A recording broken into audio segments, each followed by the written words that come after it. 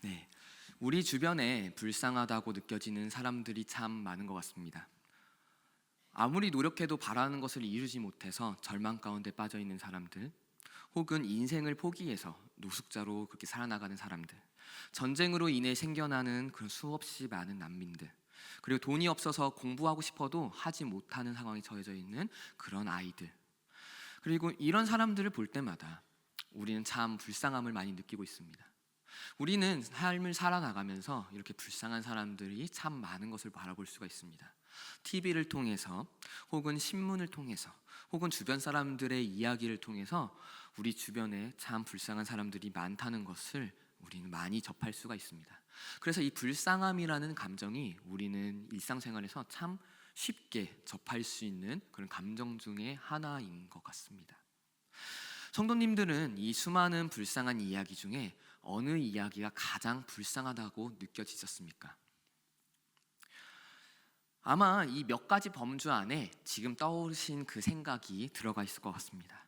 누군가가 죽은 이야기, 가난에 찌들어서 힘들어하는 그런 이야기, 혹은 커다란 병에 걸려서 어떻게 할지 몰라 하는 사람들의 이야기, 그리고 이루어질 수 없는 그런 사랑 때문에 힘들어하는 사람들, 그리고 마음껏 꿈을 펼치지 못하여서 힘들어하는 사람들, 아마 이 몇 가지의 범주 안에 거의 대부분이 다 들어갔을 것 같습니다.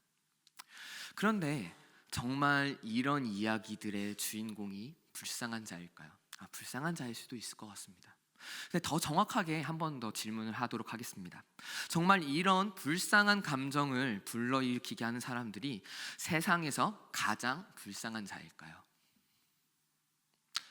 우리가 가지고 있는 어떤 그 사람에 대한 그 불쌍함, 그 사람 불쌍한 감정이 이렇게 일어나는 것은 당연할 것입니다. 근데 과연 그 사람이 정말 차마 비교할 수 없을 정도로 이렇게 참 불쌍한 그런 존재였을까요?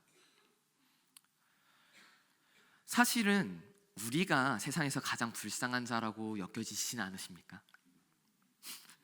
돈이 있든 건강한 신체가 있든 내가 사랑하는 사람과 결혼했든 간에 내가 하고 싶었던 일을 하면서 살아간다고 한다 할지라도 스스로가 가장 불쌍한 것 같이 느껴지는 어떤 그런 시점들이 존재하지 않았습니까? 이 인생에서 내가 가장 불쌍한 존재인 것 같아.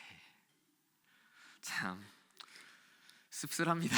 이런 생각을 한다는 것 자체가 우리 인생이 참 씁쓸하다는 어떤 그런 생각을 가지고 있는 그런 것 같습니다.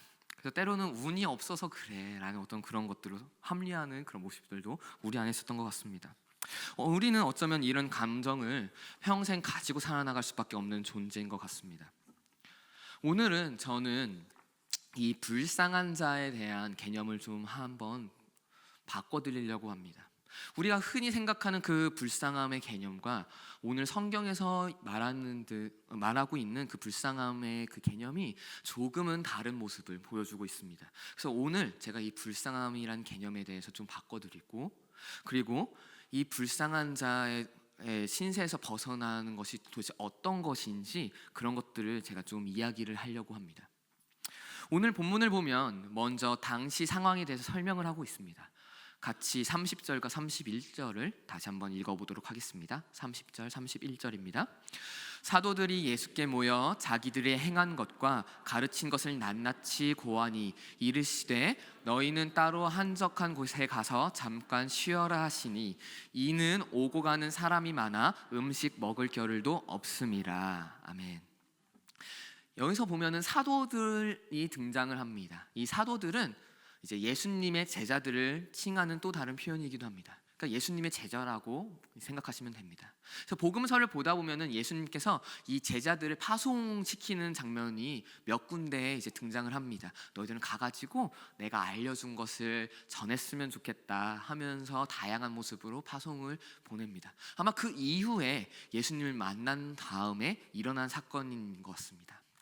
이 상황에서 보면은 사도들이라 칭해진 이 사람들은 이제 다양한 마을에 가서, 다양한 고을에 가서 하나님의 행적과 그리고 또 예수님에 대해서 증언하고 또한 기적을 베풀어놨나 봅니다.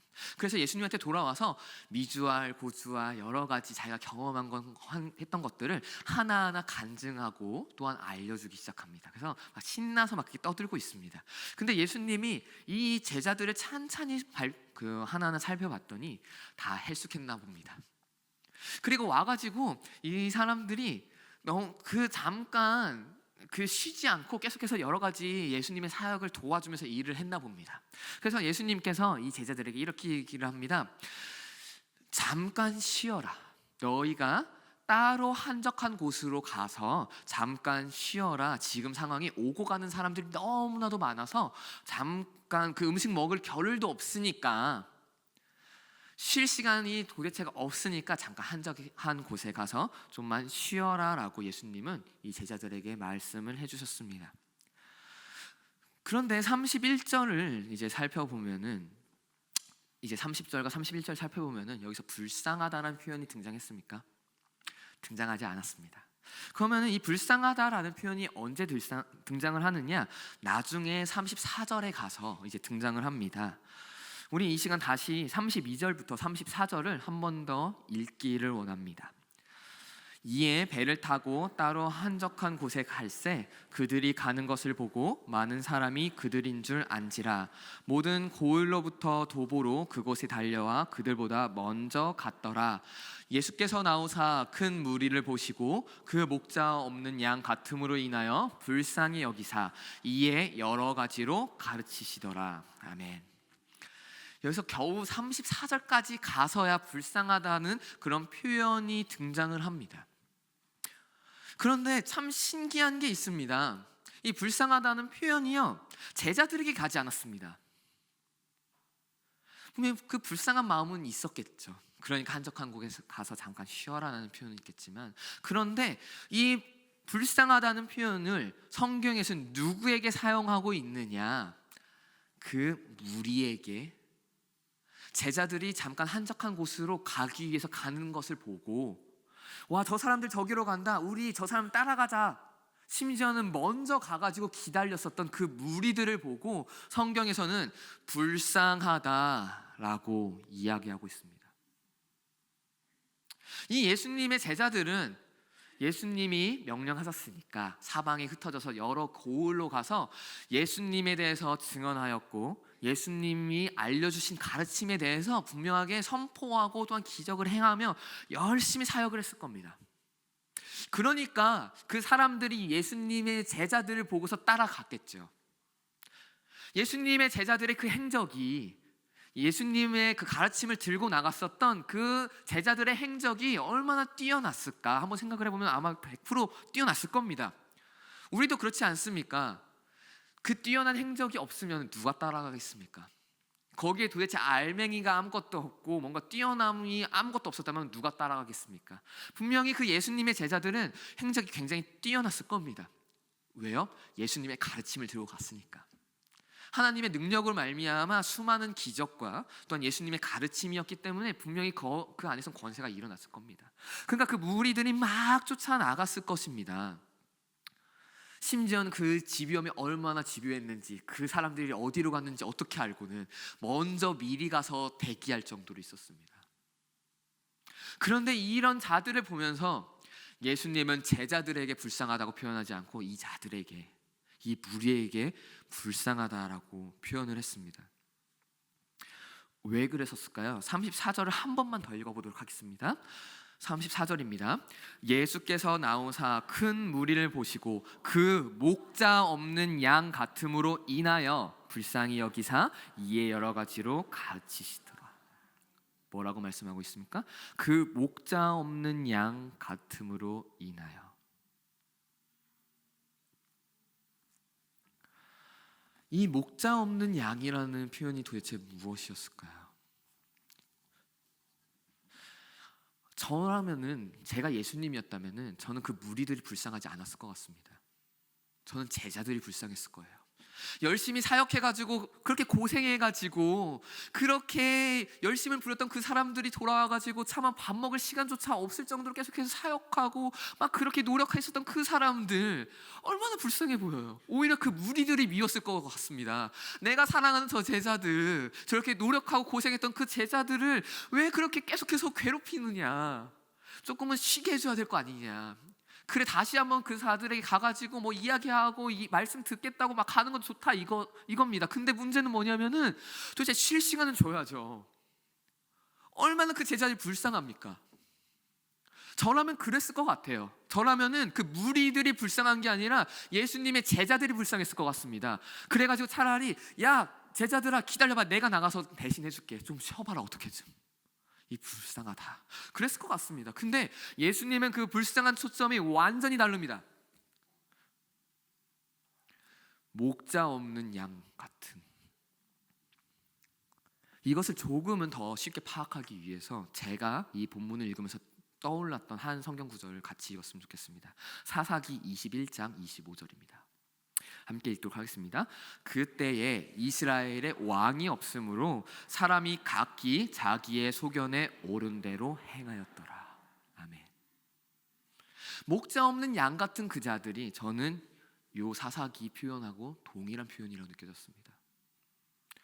그때에 이스라엘에 왕이 없으므로 사람이 각기 자기의 소견대로 옳은 대로 행하였더라.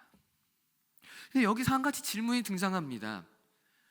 그 당시 이스라엘 백성들에게 정말 왕이 없었습니까? 정말 왕이 없었습니까? 아닙니다. 여전히 존재했습니다. 하나님이라는, 여호와 하나님이라는 왕이 이스라엘 백성들에게는 여전히 존재했었습니다. 그렇다면 이 사사기의 말씀은 무엇입니까? 왕이신 하나님을 따르는 것이 아니라 왕이 있음에도 그분을 왕으로 받아들이지 않고 자기가 왕인 것처럼, 내가 왕이다, 그래서 자기의 소견대로 살아나가는 표현입니다. 그래서 성경에서는 왕이 없으므로라고 표현합니다. 그렇다면 오늘 다시 본문은 다시 돌아오겠습니다. 오늘 본문, 목자 없는 양과 같았다. 이 사람들에게 목자가 없습니까? 계십니다. 예수님이라는 선한 목자가 계십니다. 여전히 계십니다. 심지어 이 사람들은, 이 당시의 사람들, 그 무리들은 예수님이 코앞에 있었습니다. 우리는 지금 도대체 예수님의 그 형상을 볼 수도 없고 만질 수도 없지만은, 이 당시의 사람들은 예수님을 볼 수도 있었고 만질 수도 있는 상황이었습니다. 참된 선한 목자 대신 예수님이 그곳에 있었습니다. 근데 이 사람들은 예수님을 바라보고 간 것이 아니라 누굴 바라보고 갑니까? 예수님의 제자입니다. 예수님의 제자들이 그렇게 권세에 있었던 이유가 무엇입니까? 예수님이 계셨기 때문 아닙니까? 예수님이 그 자들에게 그 먼저 가르침을 베풀어 줬고 그 가르침을 받아서 그대로 나아갔으니까 예수님의 제자들이 그런 권세와 능력을 행할 수 있었던 거 아닙니까? 그 근본 목자 되신 분이 누굽니까? 그 제자들이 아니라 예수님 아닙니까? 바로 이게 목자 없는 양들과 같은 모습입니다. 도대체가 이 갈급함이 참 슬픕니다. 우리는 살면서 예수님을 나의 목자라고 생각하면서 살아나가는데 도대체가 그 갈급함의 방향이 잘못된 방향으로 살아나가고 있습니다. 이 무리들도 갈급함이 없었겠습니까? 있었습니다. 있었으니까 그 예수님의 제자들을 그렇게 다가가고 따랐던 겁니다. 어떤 자기의 인생에서 무언가 충분하지 않고 채워지지 않는 어떤 것이 있으니까 그러니까 그 무리를 찾아간 겁니다. 근데 그 방향이 잘못된 겁니다. 목자 없는 양, 제대로 된 목자를 보지 못했습니다. 이렇게 제대로 된 목자를 보지 못한 그 무리들을 보고서 예수님은 목자 없는 양과 같은 자들이라고 표현했고, 또한 그 자들을 예수님은 불쌍하다라고 표현하신 겁니다. 성도님들 스스로에게 한번 질문해 봤으면 좋겠습니다. 불쌍한 자이십니까? 우리가 흔히 생각했었던 그 불쌍하다라는 표현은 돈이 없던가 질병이 있던가 인생이 허무해서 패배자와 같은 그런 삶을 살아나가던가 인생에 도대체 소망이 보이지 않는 자들, 돈이 없어가지고 자기의 꿈을 펼치지 못하는 그런 학생들, 이런 사람들을 보면서 불쌍하다라고 우리는 표현하지만은 예수님이 불쌍함은 제자들, 정말 힘들어하고 먹을 시간도 없고 막 그렇게 어려워하는 그 자들이 아니라 목자 없는 양떼와 같은 자들을 향한 그 불쌍함이었습니다. 우리는 불쌍하십니까? 사실은 저도 자신 있게 불쌍하지 않다고 말하지 못할 것 같습니다. 저의 삶을 하나의 찬찬히 되돌아보면은 저 또한 불쌍한 자입니다. 예수님이라는 목자가 저에게도 있지만은, 그런데 저의 갈급함은 예수님을 향해서 살아나가는 게 아니라, 이 갈급함이 초점이 예수님이 아니라 다른 것으로 계속해서 가고 있습니다. 돈, 명예, 이런 것들로 가고 나의 정욕대로 나아가는 우리들의 인상인 것 같습니다. 참 그 예수님의 심정이 참 안쓰럽습니다. 예수님은 우리들에게 100% 이러고 있지 않습니까? 나의 사랑하는 양아, 너를 푸른 초장으로 그리고 쉴만한 물가로 인도해 줄게, 나를 따라와라 라면서 열심히 우리들에게 그렇게 권면하고 초청하고 계신데, 우리는 제가 생각하기에 거기는 푸른 초장이 아닙니다. 예수님께서 부르신 그 장소가요, 제가 생각하기에는 푸른 초장이 아닌 것 같아요. 예수님, 저기에 쉴만한 물가가 있다고 하는데 제가 생각할 때는 저기에 쉴만한 물가가 있는 것 같아요 라고 하면서 예수님 말씀은 도대체 제가 어디로 갔는지 참 그렇게 살아나가는 것 같습니다. 심리학 용어 중에 군중심리라는 이제 용어 다 아실 겁니다. 이것을 잘 보여주는 하나의 실험이 있었습니다. 솔로몬 애쉬라는 그 심리학자가 있습니다. 이 심리학자가 실험을 했습니다. 먼저 기준이 되는 선을 하나를 보여줍니다. 그리고 세 개의 선을 보여줘야 합니다. 이 세 개의 선 중에 하나는 기준이 되는 선과 동일한 길이를 가지고 있고, 나머지 두 개는 서로 다른 길이를 가지고 있습니다. 그리고 7명을 모아놓습니다. 7명 중에 6명은 미리 이야기를 합니다. 일부러 다른 답을 이야기를 해라. 그렇게 하고 한 명에게, 그러니까 진짜 실험 대상은 딱 한 명입니다. 이 실험 대상에게 묻는 겁니다. 그래서 먼저 순차적으로 갑니다. 이 세 개의 선 중에서 이 기준되는 선과 동일한 길이를 가지고 있는 선은 무엇이 있느냐 라고 질문합니다. 앞에 6명이 그 정답을 이야기하지 않고 다른 것을 이야기를 해봤습니다. 그러니까 실험 결과가 어떻게 됐는지 아십니까? 그 진짜 실험 대상 한 명은 이제 겨우 63%만이 정답되는 선을 소신 있게 이야기를 했고, 나머지는 막 헷갈려하면서 혹시나 아닌가 하면서 다른 사람들이 선택했었던 그 선을 선택했다고 합니다. 그리고 바꿔서 이제는 그냥 다 실험자를 다 만들고 실험해봤다고 합니다. 그러니까 99% 이상이 정답을 이야기했다고 합니다. 이게 군중심리라는 것을 정확하게 보여주는 그런 이야기입니다. 우리가 왜 불쌍한 인생으로 전락하는지 아십니까? 이런 현상이 우리들 가운데 있기 때문입니다. 주변 사람들이 돈이 없으면 불쌍하다고 이야기합니다. 도대체 내가 좋은 대학에 가지 못하면은 불쌍한 인생이다, 패배자의 인생이다 라고 이야기를 합니다. 그러니까 우리들의 불쌍함의 기준이 거기에 맞춰지기 시작합니다. 목자 없는 인생을 살아나가는 사람을 불쌍하다고 여기지 아니하고, 다른 사람들이 이야기해줬던 그 기준을 잡고서 살아나가는 것을, 거기에 그 기준에 미치지 못하는, 사람의 기준에 미치지 못하는 그 사람들 보고 불쌍하다고 이야기합니다. 이게 다음 세대 아이들에겐 더욱더 심각하게 일어납니다. 훨씬 심각하게 일어납니다. 그 아이들은 올바르지 않은 그런 가치관을 너무 쉽게 받아들입니다. 그냥 친한 형이 야, 람보르기니 나중에 한번 끌어봐야 되지 않겠냐 이렇게 이야기하면, 아 그치, 람보르기니 한 번 정도 딱 해야지 내 인생에서 한 번 성공했다고 이야기하지, 이렇게 생각합니다. 그냥 부모님들이 너 공부해야 돼, 좋은 대학 가지 못하면 너의 인생은 실패한 거야 라고 이야기를 하니까 그것이 맞다고 생각해서 목자 없는 삶은 괜찮다고 생각하고, 오히려 거기에서 그게 나의 불쌍하게 만드는 그 요소라고 생각하면서 잘못된 길을 하나 선택하는 겁니다. 내 주변 사람들에서 그렇게 이야기하기 때문입니다. 도대체 우리 아이들에게 몇 명의 목자가 있는지 모르겠습니다. 도대체가 수없이 너무나도 많은 목자가 있는 것 같습니다. 근데 이거는 우리 아이들만의 문제는 아닙니다. 우리 모두의 문제 또한 동일합니다. 도대체가 몇 명의 목자가 있는지 모르겠습니다. 내 주변의 친구들, 그리고 나의 직장 선배들, 그런 사람들이 와가지고 목자라고 이야기를 합니다. 근데 현대에 와서 우리 아이들이 우스갯소리로 꼰대라는 이야기를 합니다.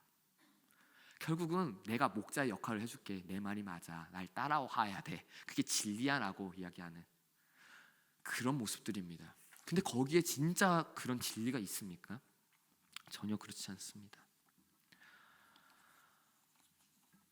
우리는 모두 다 불쌍한 인생을 살아나가고 있습니다. 목자 없는 인생, 목자가 있으나 목자가 없는 인생을 살아나가고 있습니다. 그런데 여기에서 그치면 참 슬프지 않겠습니까? 예수님은 우리를 사랑하셔서 그래도 포기하지 않으십니다. 34절 다시 한번 읽겠습니다. 마가복음 6장 34절입니다. 예수께서 나오사 큰 무리를 보시고 그 목자 없는 양 같음으로 인하여 불쌍히 여기사 이에 여러 가지로 가르치시더라. 아멘. 뭐라고 하십니까? 불쌍히 여기사 그래서 이에 여러 가지의 모습으로 가르치시더라.